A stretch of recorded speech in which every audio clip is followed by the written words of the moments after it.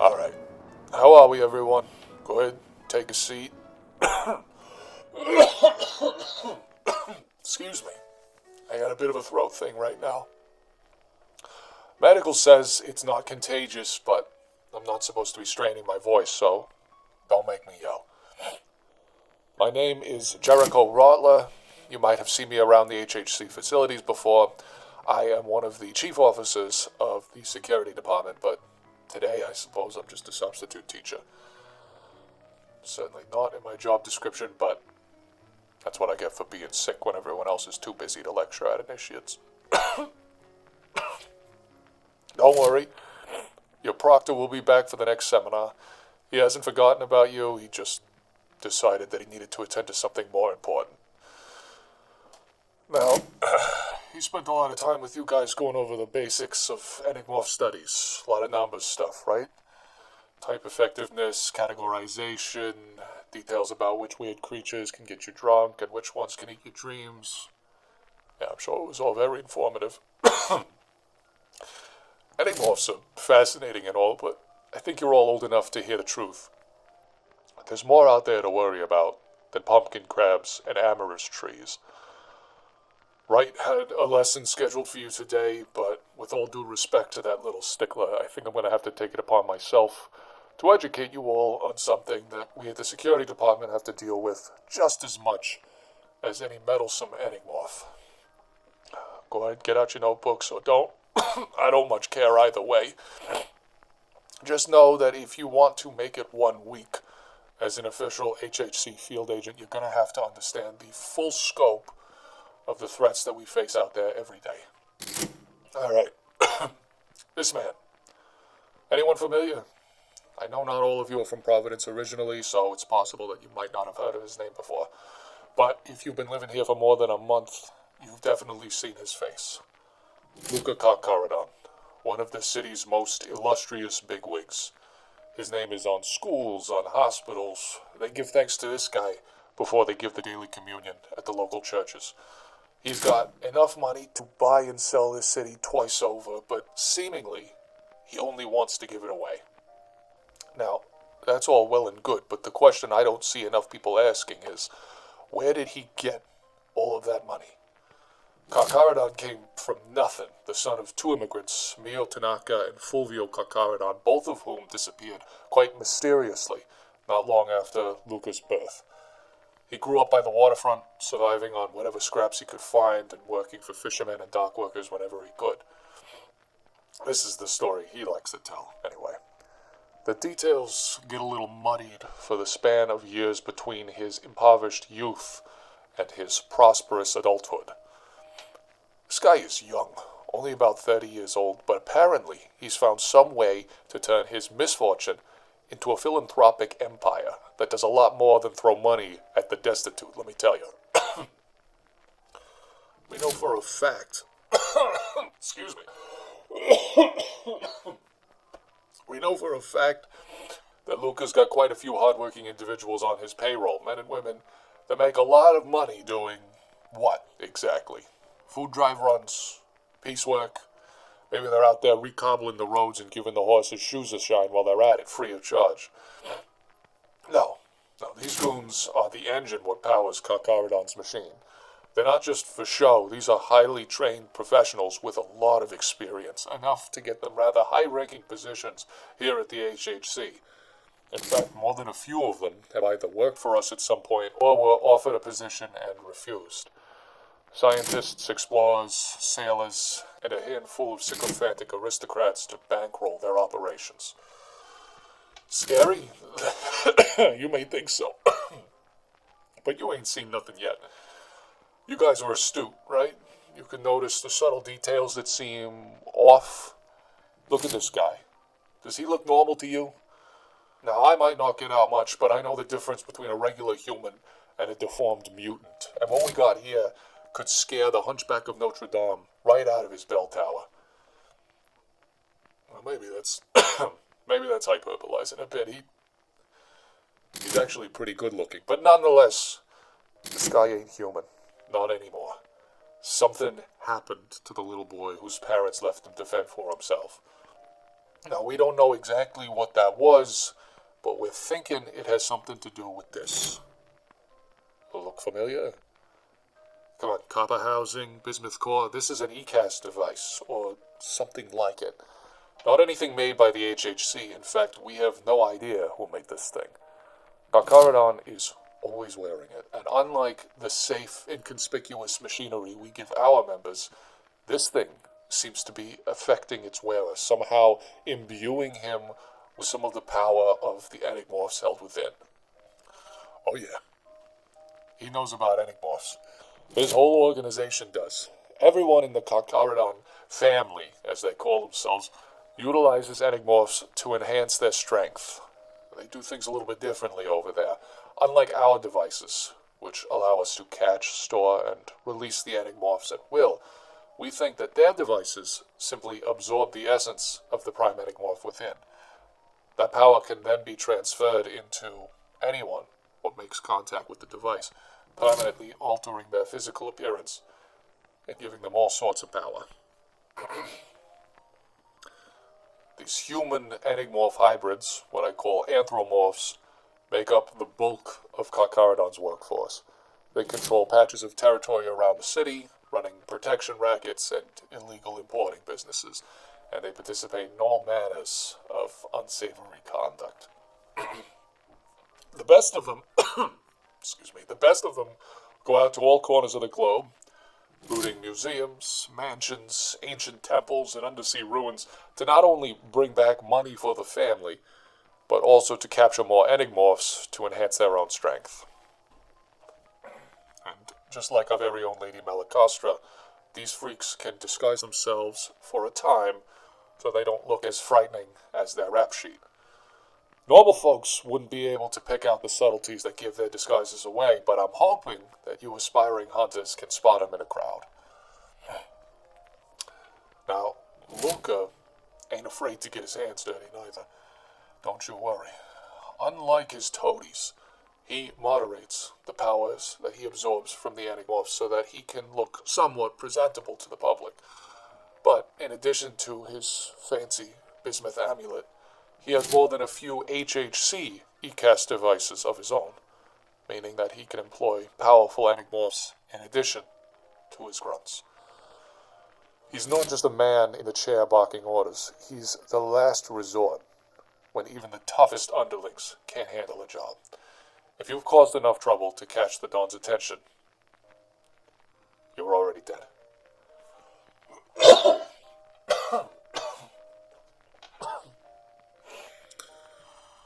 Now, some folks here at the HHC might say that initiates have no right to this information. Granted, this is high-level stuff, and if everything goes well for you and your career at the HHC, you won't have to deal with the Carcaradon family at all. They say that our number one rule is to never withhold information from a fellow HHC member, but there are a lot of secrets being kept around here, and I, for one, don't think it's helping anyone to leave our greenest members in the dark. So there you have it. An introduction to the terror of the Carcaradon family, if you will. I'm probably going to catch hell for this, but I hope those of you who are paying attention learn something important. Alright. We got some time left for today, so I might as well share some of the new Enigmorph data that Wright had scheduled. Go ahead and get yourself some fresh air. I gotta find the slides for the next part of the presentation. Just be sure to come back or I'll really be in trouble. Hey guys, Jack here to interrupt your regularly scheduled Enigmorph content to let you in on a little trade secret. If you're interested in the brushes that I use for all of these illustrations and would like to get your hands on them for your own work, I've got good news. Claire has made several digital brush packs that are one of a kind and perfect for digital illustrators of all skill levels. We've got options ranging from oil to pen, which are the brushes that I used for the Enigmorph projects, and even a specific pack for emulating the official Pokemon style. They're available for purchase and download on our Gumroad. You can use them in Procreate and Photoshop, and the link is in the description. If you want to help support our channel and get your hands on the same digital brushes that I use, consider visiting our Gumroad and snagging a few brushes of your own. Thank you for listening to our shameless self-promotion. That's it for now. Enjoy the rest of your seminar.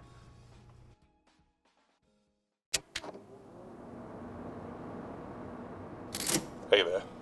Thanks for coming back.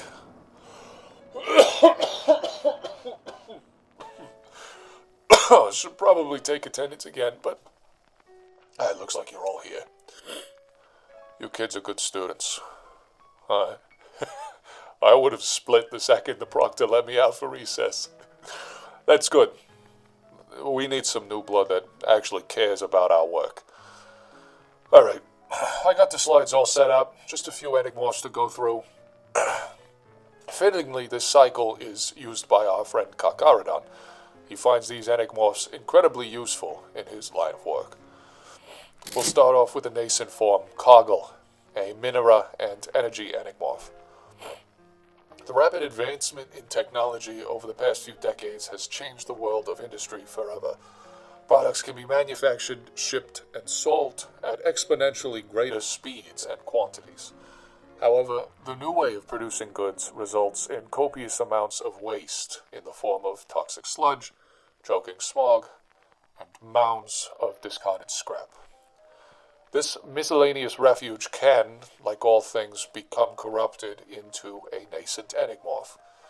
Such is the origin of Coggle, a small and inconspicuous enigmorph made entirely of waste metal and powered by a strange bioelectric core. This core not only gives the metal body life, it also gives it emotion.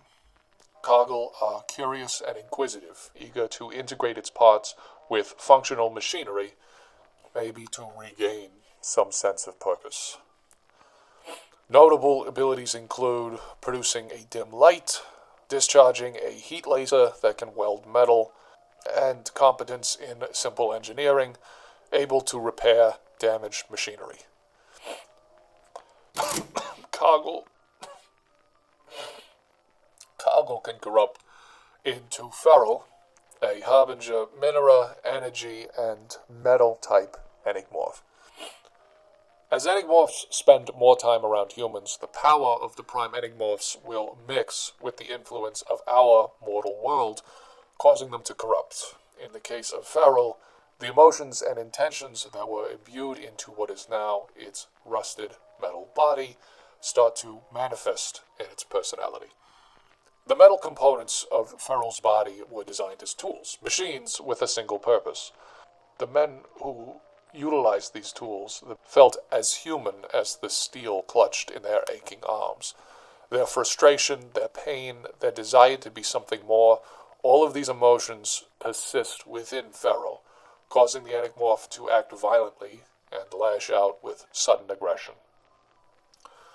Notable abilities include generating strong light, a long chain that can be used as a weapon, and heat energy blasts. Ferul can corrupt into the apex form Indanimate, a Machina, energy, and metal enigmorph. This monstrous enigmorph is powered by a molten core that must constantly be fed, driven by seemingly no other motivation than to consume whatever it can to keep itself powered. A wild Indanimate will run rampant through shipyards, train stations, and farmlands, devouring everything from engines to cows to keep its fires burning. This need to consume makes training Inanimate a task of Herculean proportions. Very few trainers have ever managed to successfully placate these enigmorphs in order to keep them from their destructive rampages.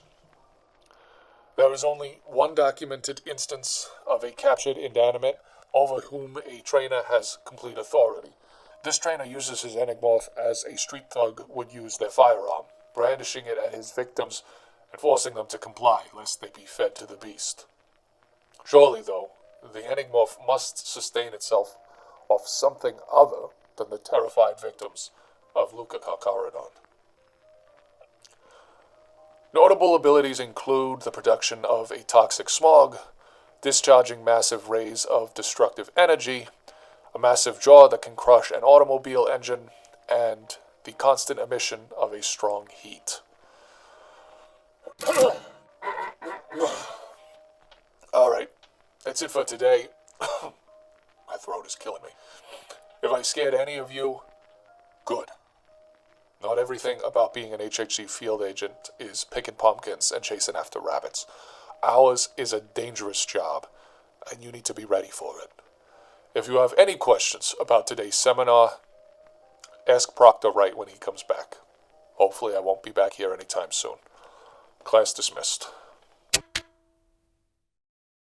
If you've been with the channel since my first October drawing challenge, you're probably already familiar with Luca Carcaradon, although I think I've changed his name a few times. I wanted to start introducing antagonist characters like the Dawn to give more dimension to the world of Apocryphal. It's not all about hunting Enigmorphs. There are other foes that players will encounter, from common thugs to other Enigmorph trainers. I'm not saying you should use your Enigmorphs to beat a mobster to death, but the situation may arise. If you've got a really good memory, you may recall the mermaid drawing challenge from a few years ago, wherein I alluded to Carcaradon's ECAS device and how he got it. Now, I won't say if that's still canon or not, but just in case it is, I'll wait to disclose it in one of the later videos. I like designing human, or almost human, characters, especially for this story. The setting of Apocryphal is, unsurprisingly, one of my favorite visual motifs, turn-of-the-century sci-fi with a dash of cultish horror. I want to expand on the human characters a bit more, and make more videos focusing on them, but I also want to deliver on what you guys want to see. Do you want more humans, or are you mostly interested in the Enigmorph designs? Speaking of which, the 3 Enigmorphs showcased in this video are, as most of you already know, not new designs. The Coggle cycle was one that I first designed during Apocryphal 2022, 23? It was probably 23, because I don't think I did one in 22. There's still designs that I'm very proud of, though surprisingly I don't think I'd pursue them if I was playing this game myself. And I'm so glad that I finally got around to drawing Indanimate from another point of view other than straight on. The idea of drawing all that machinery without the aid of my symmetry tool had been daunting me ever since I first drew it back in 2023, but just a few days ago, it finally clicked, and I'm so glad that I managed to do it because it has so much more energy and personality now. Coggle and Ferul were literally just traced from their original designs. I didn't want to change much about either of them. I'm also trying to think more about how different stages of an Enigmorph cycle can provide different utilities to a trainer. In this case, personality plays a big role. Coggle is curious and eager to help, and it's able to apply its unique set of skills to fixing problems rather than causing them. Ferul, on the other hand, is erratic and impulsive, making it a better weapon than anything else. Indanimate, like all Apex Enigmorphs, is as useful to its trainer as the trainer is able to make it.